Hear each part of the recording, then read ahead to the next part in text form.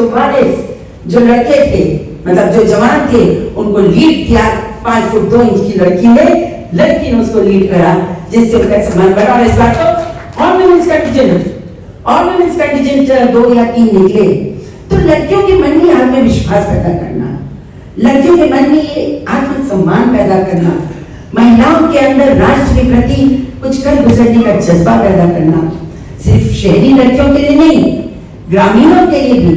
सबसे ज्यादा अगर कहीं पर हुआ है परिवर्तन तो स्वयं सहायता समूहों में हुआ है। मैं हमेशा कहती हूँ, स्वयं सहायता समूह इस देश की आर्थिक स्थिति को बदल देंगे।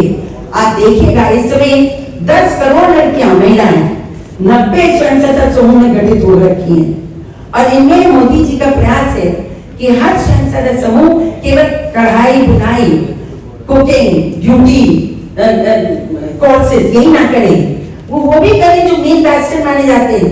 ड्राइविंग करें, इसके मोबाइल के रिपेयर का काम करें, वो ट्रैक्टर चलाने का काम करें, वो ड्रोन्स चलाने का काम करें, वो जैविक खेती करने का काम करें। और सबसे खुशी की बात है, पिछले साल 2023 में टारगेट था कि हम 1,000 हम स्वयं सहायता 1 करोड़ स्वयं सहायता समूह की लड़कियों बहनों को हम लखपति दीदी बनाएंगे। बन गई। अब टारगेट है कि इस वर्ष में 3 करोड़ को लखपति दीदी बनाएंगे। और ड्रोन्स दे दिए गए हैं। अब की जो बजट आया उसमें 15,000 ड्रोन्स लड़कियों के इंस्ट्रक्टर समूह को दिए जा रहे हैं। जीवन मंच पर विराजमान विभूतियों के कार्यक्रमों से, और उसके बाद हम अन्य वक्ता उनको भी सुनने का हम सबको अवसर मिलेगा। देवी सज्जनों, ये बीते 10-11 वर्ष जो है वो अपने आप में इस देश के इतिहास में और स्वतंत्र भारत के इतिहास में स्वर्णिम युग के रूप में याद किया जाएगा हमेशा के लिए। और इसीलिए प्रधानमंत्री जब विकसित भारत की बात करते हैं तो जिन 4 स्तंभों की बात करते हैं उसमें महिलाएं उसमें शामिल हैं, देख पा रहे हैं। और इसी तरह की विदेश नीति का भी मैं परम पूज्य स्वामी जी और पंचायत विभूतियों से निवेदन करूंगा कि इसका अनावरण अपने कार्यक्रमों से करें।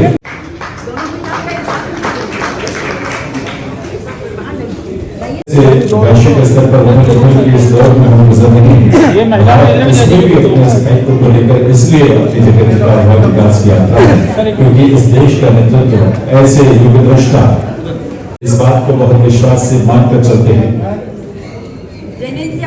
जी जी दोनों लीजिए।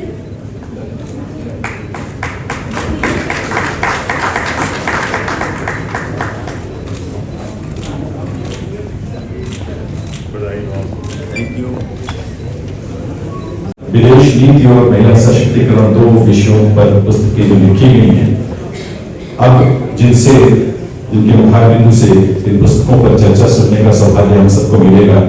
आदरणीय श्याम जाजू जी, आप सब जानते हैं, इस बात को व्यक्तिगत तौर पर भी आप महसूस करते हैं कि ऐसे एक राजनेता जो अपनी सरलता से, अपनी सहजता से, सहृदयता के साथ साथ हम सबके दिलों में बसते हैं। भारतीय जनता पार्टी के राष्ट्रीय उपाध्यक्ष आप रहे और अनेक प्रदेशों में जो प्रभारी के रूप में भी आपने उन दायित्वों का निर्वहन किया है।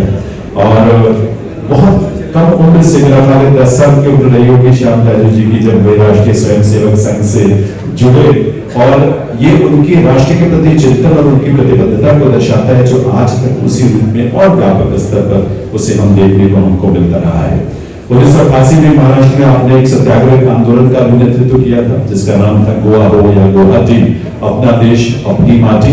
तो इस माटी के प्रति ऐसे समर्पित विभूति और समर्पित व्यक्तित्व को हम नमन करते हैं और आपके कर्तव्य ध्वनि के साथ उनसे निवेदन करते हैं आदरणीय श्याम जाजू से कि वे इस अवसर पर अपने संबोधन से हम सबको प्रदान करें। अपने उद्बोधन के लिए बधाई श्री श्याम जाजू जी। मंच पर उपस्थित जिनकी अध्यक्षता में आज का कार्यक्रम हो रहा है, ऐसे स्वामी आनंद स्वरूप जी, जिन्होंने केवल अपना कार्य क्षेत्र आध्यात्मिकता तक सीमित न रख के सामाजिक जीवन में भी जो सक्रिय रहते हैं, ऐसे व्यक्तित्व है आनंद स्वरूप जी। नरेश रावल जी गुजरात में कितने पदों पे रहे और जिस गुजरात मॉडल के कारण पूरे देश में ये सरकार आने का जो श्रेय है वो गुजरात में जाता है, इसका कारण नरेश रावल जी जैसे व्यक्तित्व ने वहां पर अपना योगदान दिया है।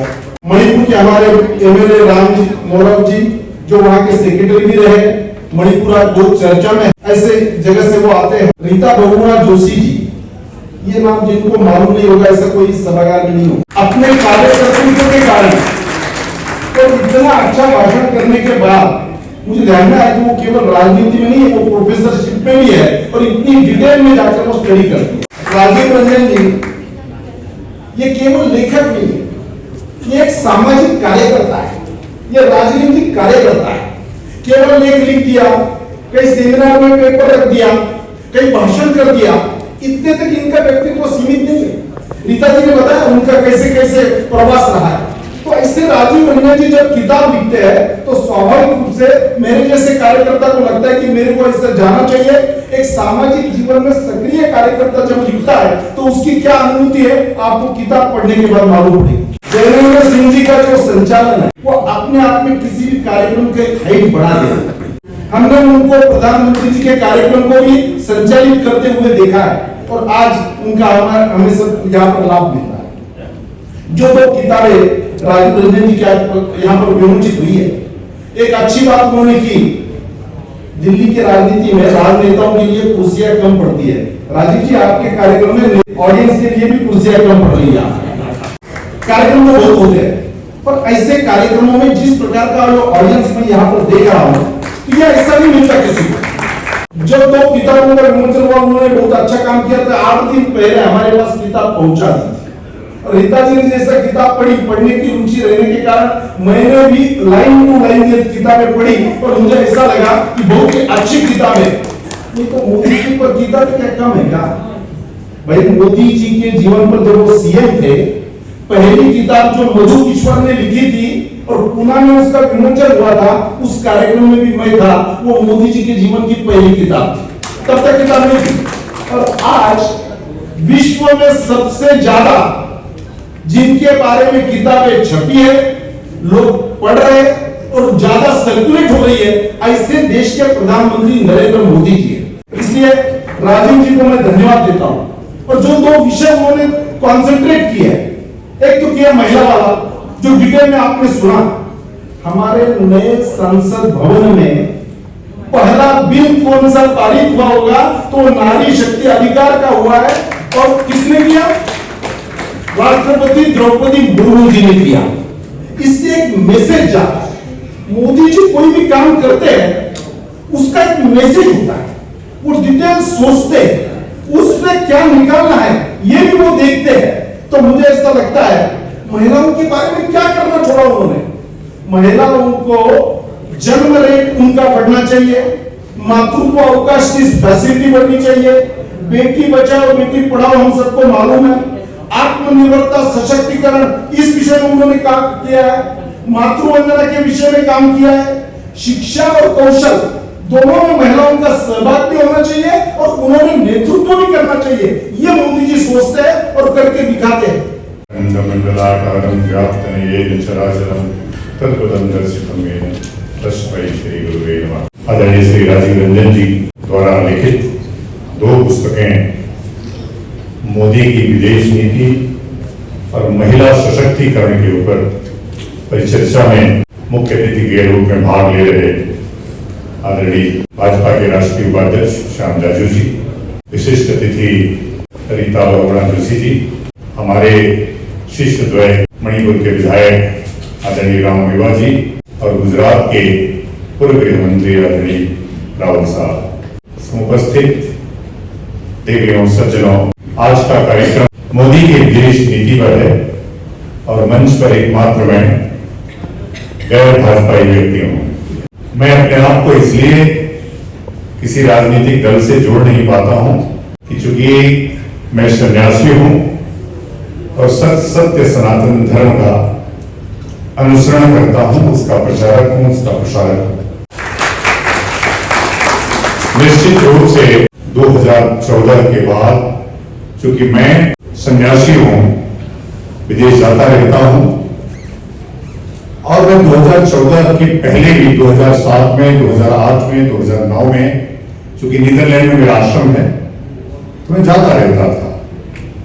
लेकिन तब के भारत की इज्जत में और अब के भारत की इज्जत में जमीन आसमान का अंतर है। अब हम दुनिया की जमीन पर, दुनिया के किसी देश की जमीन पर जब उतरते हैं तो इस भगवा वस्त्र को देख करके सम्मान से लोग सर झुकाते हैं। पहले लोग मजे लेते थे, अब सम्मान से सर झुकाते हैं। जब हम एक साथ मोदी की विदेश नीति और महिला सशक्तिकरण की चर्चा करेंगे, तब सुषमा स्वराज का नाम प्रासंगिक हो जाएगा। इसलिए मोदी की वो सोच कि सरस्वती की साक्षात अवतार आदरणीय बहन सुषमा स्वराज जब सदन में बोलती थी तो लगता था कि साक्षात सरस्वती उतर के आई है, और मोदी जी ने उनको पहला विदेश मंत्री बनाया। तो एक साथ जब महिला सशक्तिकरण और विदेश नीति की बात होगी तो सुषमा स्वराज का नाम प्रासंगिक होगा। देश बदल रहा। मैं अभी सोच रहा था कि जब भी मैं जहाज में बैठता हूं और पायलट कोई महिला होती है तो सुकून से सो जाता हूं, इसलिए कि जहाज बहुत आराम से उड़ती है और बहुत आराम से लैंड हो जाती है कभी भी। तो यह जो महिलाओं के प्रति विश्वास है, और अभी श्याम जाजू जी ने कहा कि अभी चारों तरफ लोग सोचते थे, आज जो लोग महिला सशक्तिकरण की बात कर रहे थे, वो जब महिला आरक्षण की बात होती थी सदन में तो विरोध करते थे, और अभी भी विरोध कर रहे हैं। उनकी सोच नहीं थी, और मोदी जी ने वो ऐतिहासिक काम कर दिया। वो देश में हो, वो विदेश में हो, कभी आपने सोचा नहीं था कि इस्लाम की धरती पर मंदिर बनेगा। अभी हम दुबई होके आए, वहां के शेख मुझसे कह रहे थे कि आप एक हिंदू विश्वविद्यालय बनाइए जहां हिंदुओं की शिक्षा हो, इसलिए कि 11 लाख के अलावा बाकी सब वहां हिंदू ही है। तो वहां की जो शिक्षा व्यवस्था, और सोचिए, मैं ये बात इस मंच से कहने के लिए नहीं हूं, लेकिन अभी अभी सऊदी अरबिया ने कुछ देश के मुसलमानों पर प्रतिबंध लगा दिया।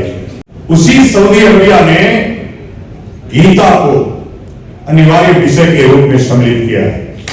आप देख रहे होंगे सऊदी अरबिया में यहां के कथावाचक जाकर के कथाएं कह रहे हैं, दुबई में कथाएं हो रही हैं, बहरीन में कथाएं हो रही हैं। यह दुनिया में जो हिंदुत्व का प्रसार है वो उस महामानव की देन है जिसका नाम है नरेंद्र मोदी। कई लोग बोल रहे थे, संकल्प था अक्षरधाम के परम स्वामी का कि इस्लाम की धरती पर एक मंदिर बनना चाहिए, और उस मंदिर को बनवाने में नरेंद्र मोदी जी ने एक चोटी लगवा दिया। तो इसलिए जब विदेश नीति की चर्चा हो, हालांकि थोड़ा थोड़ा पड़ोसी देशों में अभी आक्रोश का वातावरण है। पड़ोस में नेपाल हिंदू राष्ट्र की तरफ बढ़ चुका है, 90% हिंदू राष्ट्र बन गया है, 10% बाकी है। मुझे लगता है कि वो भी मोदी के धक्का का इंतजार कर रहे हैं, और आने वाले समय में ये दुनिया हिंदू सदी है, दुनिया हिंदुत्व की तरफ देख रही है। जब पूरी दुनिया बारूद की ढेर पे खड़ी है तो आपका जो कॉन्सेप्ट ऑफ हिंदुइज्म है वो प्रासंगिक है। जब पर्यावरण की बात होती है, कृष्ण ने कहा नदियों में मैं गंगा हूं, कृष्ण ने कहा पेड़ों में मैं पीपल हूं।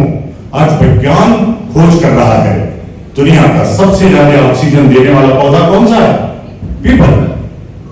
कृष्ण ने तब गीता में कहा सर्वाधिक पवित्र नदी, जो आयुर्वेद भी उस पर खोज कर रहा है, दुनिया की सबसे पवित्र नदी गंगा है।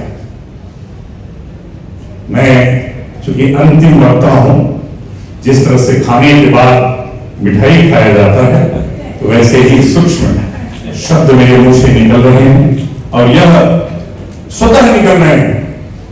यद्यपि मैं तो विपक्ष का हस्ताक्षर हूं, विरोध का स्वर हूं, और स्वर जब भी कोई, यानी भारतीय जनता पार्टी की तरफ से भी कोई गलती होती है तो मुखर होकर उसका विरोध करता हूं। जब दुनिया की तरफ देख रहा हूं, हमने कोविड देखा, पूरी दुनिया झेल गई, लेकिन भारत के ऊपर कोई असर नहीं पड़ा। जब कोई सत्य दिख रहा हो तो बोलने में कोई गुरेज नहीं करना चाहिए। अगर कोई अच्छा काम हो रहा है तो उसका समर्थन करना चाहिए और प्रधानमंत्री की पीठ थपथपानी चाहिए। राजीव जी, कई बार मैं बोलता हूं तो राजीव जी मुझे टोकते रहते हैं। अभी पॉडकास्ट हुआ इनके स्टूडियो में, तो एक दो शब्द निकले, मैंने इनसे कहा तुम मुझे भाजपा के कार्यकर्ता की तरह नहीं बोल सकता, मैं तो स्वामी आनंद स्वरूप की तरह ही बोल सकता हूं। वो व्यक्ति हैं जो साइलेंटली, कल हमारी बात हो रही थी, साइलेंटली जितना काम कर रहे हैं वो अद्भुत है। हम सबकी शुभकामनाएं उनके साथ हैं। जब भी कोई काम करेंगे और मेरे ट्रस्ट के साथ भी ट्रस्ट से उनको कोई आवश्यकता होगी, मैं तन मन और विशेष रूप से धन से उनके समर्थन में खड़ा रहूंगा।